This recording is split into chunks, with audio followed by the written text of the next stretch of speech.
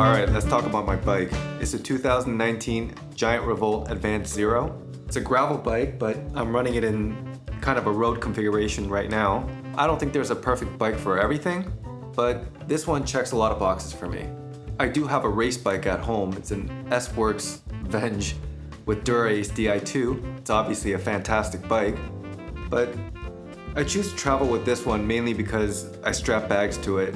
I make these YouTube videos, so I gotta carry a lot of gear with me on some of my rides, and I also bike pack. Let's talk about this bag. This is a Tailfin AP20 trunk top bag. It's the one that comes right off the mounting rack. I really love this system. I just think it's really well engineered and it's really well built. All these buckles, like this one here, and these mounting points, like this, it's really well built. Imagine being stuck in the middle of nowhere because one of these things breaks. Obviously, that would suck. But luckily, yeah, like I said, they're really durable. I've even mistakenly tried to put it in incorrectly, and I kind of like forced it, and it still works. It's still in one piece. Also, because it has that mounting rack, this is the mounting rack. So these hooks, they attach to a special through axle, and this is what goes around the seat post. So none of the bag actually touches your frame. And because my bike is made out of carbon fiber, that was really important to me. Because if you don't know, all those bike packing bags that you see people using, if you use it on a carbon frame and you don't protect it, the straps that are used to go onto the bike, it'll wear it down. It'll wear down the carbon. Also, because it's on this stabilizer, essentially, I could put different kind of gear. It's not just clothes I could put in my bag. Like, sometimes I put my drone in there, sometimes put my camera in there, the one I'm filming with right now. And it's just, the way this stabilizes it, I can do that. That would be really difficult to put this type of gear with this type of weight in a conventional saddlebag. I don't know if it would be impossible, but it will definitely be difficult. I'll put a link to Tailfin down below and you could peruse their website if you're interested. I'm not sponsored, obviously, but I just really like their products. I paid full price for everything. Everything they have on offer is pretty expensive, but you really get what you pay for. The drivetrain is Ultegra RX 11-speed mechanical. It's 50-34 in the front and 11-34 in the rear. So I do get that 1-to-1 gear ratio. This is not the crankset that this bike came with. Initially it came with a subcompact chain set, which would have been 48-32. I changed it out for this one because I bought this with the power meter already installed. The power meter that I had been using up until a few weeks ago was the 4i's Precision crank mounted power meter. Unfortunately, that has died on me.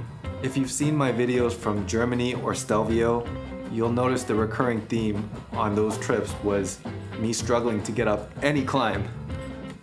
The reason that was happening was because my power meter was giving me false readings.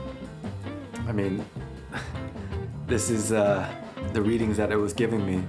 It would have been better if my power meter just completely died and it gave me zeros. But unfortunately, that's not what happened. It was giving me all kinds of weird readings.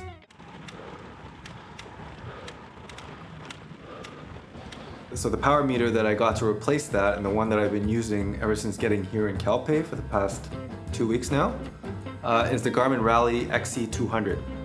They've been flawless, but I've only been using them in perfect weather conditions. But in terms of connection issues and dropouts, which is actually what I was worried about with Garmin, there's been none.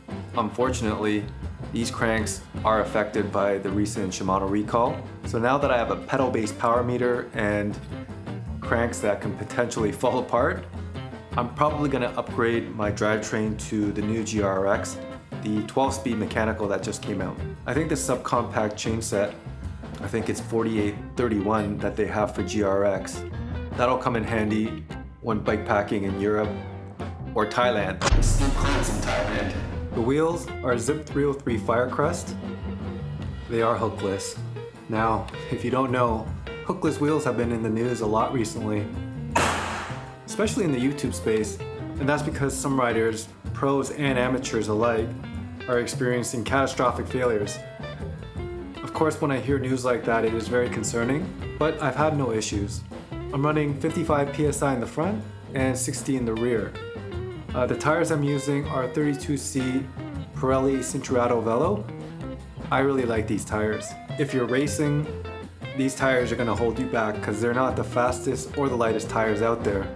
But if you're traveling and you're exploring training in new places, I think they strike a nice balance between puncture protection and speed.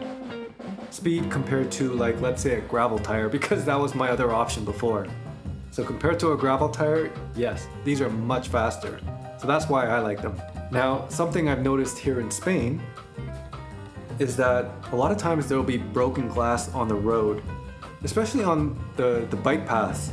The bike paths will often snake through the recycling bins, and so a lot of people are carrying glass there, so that's how a lot of broken glass ends up on the road and on the bike path. I've ridden through many patches already, and like I said, luckily, no problems so far. Also, I really wish I had these tires when I was in Japan. On that trip, I was using GP5000 STRs. They were okay, but a lot of times in Japan, I was forced to ride on the footpath with pedestrians, and a lot of times the surface would be broken, or there'll be just a lot of debris on the ground. 1 second.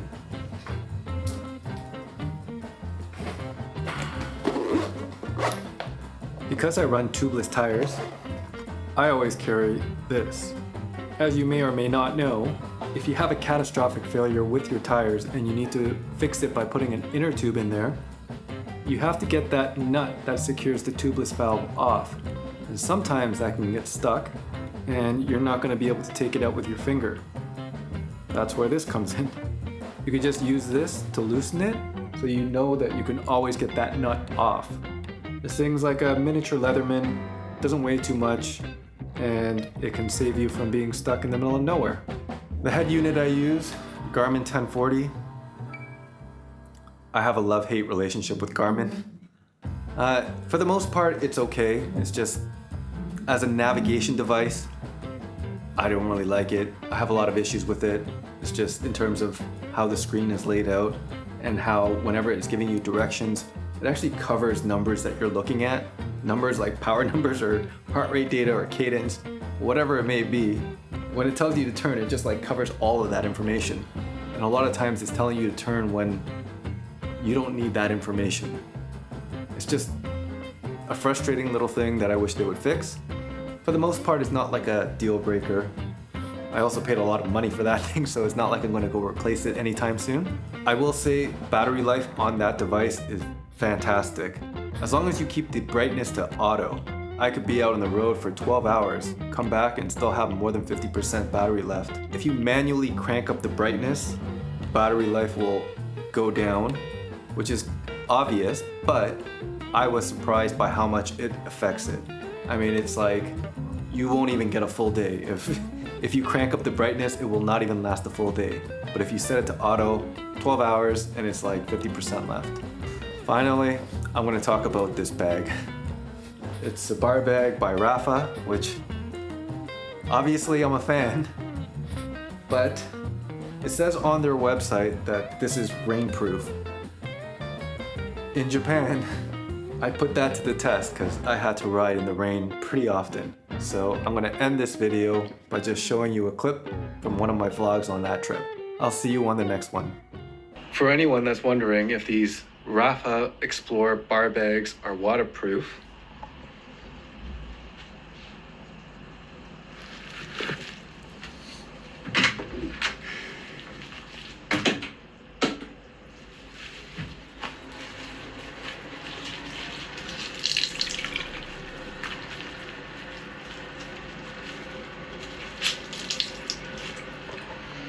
they're not.